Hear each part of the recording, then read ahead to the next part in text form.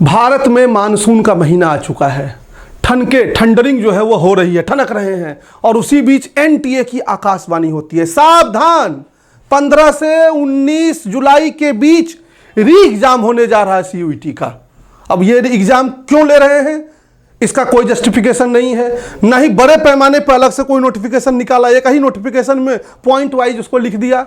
री एग्जाम जो है कौन देगा, री एग्जाम का फायदा क्या होगा, ये सब कोई सोचने की बात नहीं है। सेंस वाली बात आप एनटीए के साथ कर ही नहीं सकते हैं। जितनी नॉनसेंस टाइप की बातें वो सब एनटीए से करिए। मतलब आप सोचिए, हम जो डे 1 से बोल रहे थे कि this exam is not conducted, this exam was not conducted in appropriate manner, और आज वो चीज एनटीए ने अघोषित तरीके से अनडिक्लेयर्ड वे में एक्सेप्ट कर लिया है।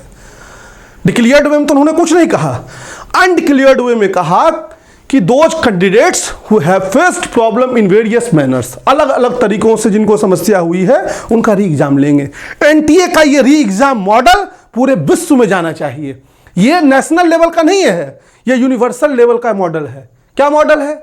2000 बच्चे परीक्षा में बैठे, उनमें से 50 बच्चों को पेपर मत दो, उसके बाद 50 बच्चे कंप्लेन करते रहे, चीखते रहे, चिल्लाते रहे, उसको मत सुनो। 1 से 1.5 महीना के बाद अचानक घोषणा कर दो कि मैं उन बच्चों का एग्जाम लूंगा जिन्होंने कंप्लेन किया था। अब उस 50 में 40 कंप्लेन नहीं किए होंगे, 10 कंप्लेन किए होंगे, 10 का एग्जाम लेंगे। उन 10 का सेंटर जो है किसी का अंडमान निकोबार भेज देंगे, किसी का लक्षद्वीप भेज देंगे, किसी का दमन एंड दीव भेज देंगे, किसी का दादरा नगर हवेली भेज देंगे, तो वो भी नहीं जा पाएंगे। यानी कुल मिला जुला के कहा जाए तो इस री एग्जाम का कोई मतलब नहीं है हमारे सेंस में। इस तरीके से परीक्षा आयोजित कराने का कोई अर्थ भी नहीं निकलता है। क्या कोई बच्चा बिना पढ़े जो है 1.5 महीना तक उसको छोड़ दिए, अचानक से कहेंगे चलो भैया तुम्हारा री एग्जाम है, 1 सप्ताह में री एग्जाम दे देगा वो? और दे ही देगा तो उसको क्या लाभ होगा? पहले तो री एग्जाम देगा कौन ये बता दें। थोड़ा टॉपिक इधर भी हमको देखना होगा, किसको मौका मिलेगा। कहने को तो किसी को मौका नहीं मिल रहा है, एक तरीके से देखें तो कोई मौका का मतलब है नहीं, लेकिन इनके ओर से जिन बच्चों को अलग अलग तरीके से प्रॉब्लम हुई है, अगर आपने एनटीए को मेल किया था पहले तो आपको ये एग्जाम का मौका जो है वह देंगे। लेकिन ध्यान रखिएगा, ये एनटीए का मॉडल जो है वो पूरे देश के एंट्रेंस व्यवस्था को बर्बाद कर रहा है। एनटीए ने जिस तरीके से पिछले 3 सालों में सीयूईटी को कंडक्ट कराया है, वैश्विक स्तर पे जो है इससे खराब परीक्षा कोई आयोजित नहीं हो सकती है। अरे पेपर लीक हो जाता तो मान लो समझ में आता, पेपर जो है वो आप देख के नहीं करा पाते हैं। अच्छा, मैंने पहले साल बोला कि एनटीए जो है वो ढंग से एग्जाम नहीं ले पा रहा है, इनके पास ऑनलाइन रिसोर्सेस नहीं है। दूसरे साल भी हमने इस बात को बोला, नहीं ले पा रहा था सीबीटी मोड में ढंग से ये। आप देखिए तीसरे साल ये ऑफलाइन मोड में आया है। क्यों? क्योंकि रिसोर्सेस की कमी थी। एक्सेप्ट नहीं करेंगे। 2 साल बच्चों का कैरियर बर्बाद करने के बाद इनको समझ में आया कि हमको ऑफलाइन मोड में चला जाता है। एग्जाम को हमने अपने पूरे जीवन में ऑफलाइन से ऑनलाइन होते देखा, लेकिन ये ऐसा एग्जाम था जो ऑनलाइन से ऑफलाइन मोड में कन्वर्ट हो गया। अजूबा एग्जाम था। 7 अजूबे इस दुनिया में, 8वां तेरा नाम, एनटीए का है ऐसा ही काम। ये एनटीए है, 8वां अजूबा है ये दुनिया का जो है। अच्छा देखिए, उसके बाद ऑफलाइन चला गया।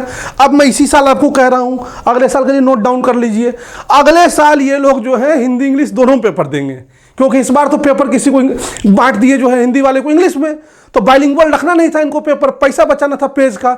अगले बार ये दोनों ही मोड में पेपर को छापेंगे, और इनको पता है कहां कहां लीकेज है इनके व्यवस्था में। लीकेज का मतलब सिर्फ पेपर लीकेज से नहीं है, लीकेज का मतलब तो पूरे सिस्टम के लीकेज से है। इनको ये बात पता है, लेकिन ये इस साल एक्सेप्ट नहीं करेंगे। अगले साल सुधार करेंगे, और अगले साल नया लीकेज भी क्रिएट करेंगे कुछ ना कुछ जो है उस सुधार में भी। इस तरीके से ही एनटीए पिछले 3 वर्षों से काम कर रहा है। तो मेरी राय में इस री एग्जाम का कोई सेंस नहीं बनता है, लेकिन फिर भी जिनको एग्जाम देना हो उनको हार्दिक शुभकामनाएं। और पेरेंट्स से मैं यही कहना चाहूँगा कि आप अपने बच्चे पे बिल्कुल दबाव मत बनाइएगा। एक शिक्षक के तौर पे अगर मैं आपसे ये बात बोल रहा हूं, एक शिक्षक के रूप में मेरा दायित्व बच्चों को डांटना है। एक शिक्षक के रूप में मेरा दायित्व बच्चों को उसकी गलतियों पे निश्चित तौर पे जो है समझाना है। लेकिन एक शिक्षक के रूप में मेरा दायित्व यह भी है कि जिस बच्चे के साथ जस्टिस नहीं हुआ, जिस बच्चे को प्रॉपर मौका नहीं दिया गया, उसके ऊपर बेवजह मानसिक प्रेशर न क्रिएट किया जाए। उसको ये ना बोला जाए कि तुमने पढ़ाई नहीं की है इसलिए तुम्हारा एडमिशन नहीं हो रहा है। उसने पढ़ाई की नहीं की, इस बात का फैसला तब होता जब उसको एक अच्छा प्लेटफॉर्म मिलता परीक्षा देने के लिए। लेकिन NTA is not a good platform. NTA ने बिल्कुल भी सही तरीके से परीक्षा को कंडक्ट नहीं करवाया है, इसलिए बहुत बच्चे ऐसे होंगे जिन्होंने अच्छी मेहनत की होगी तो भी उनका परिणाम अच्छा नहीं होगा। खैर, मैं बहुत दिनों के बाद आपसे मिला और बहुत ही पेचीदे मामले पे मैं आपसे बात करने लग गया। मुझे नहीं पता क्यों मैं इस टॉपिक पे बात किया, क्या बात किया आपसे कुछ पता नहीं चल रहा है।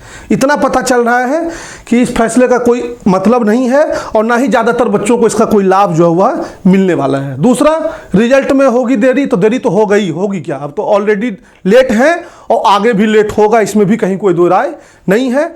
और पता नहीं कैसे कैसे ये नॉर्मलाइजेशन क्या क्या करेंगे। पहले कहा था नॉर्मलाइजेशन नहीं करेंगे, फिर ये आ गए नॉर्मलाइजेशन वाले मुद्दे पे क्योंकि दिल्ली वाला एग्ज़ाम इनको टालना पड़ा, फिर अब ये तीसरा एग्ज़ाम बीच में जो है, फिर ये तीसरा एग्जाम, अब आगे पता नहीं कोई एक साल बाद ना कह दे कि हम फिर से जो है CUT 2024 कंडक्ट करेंगे।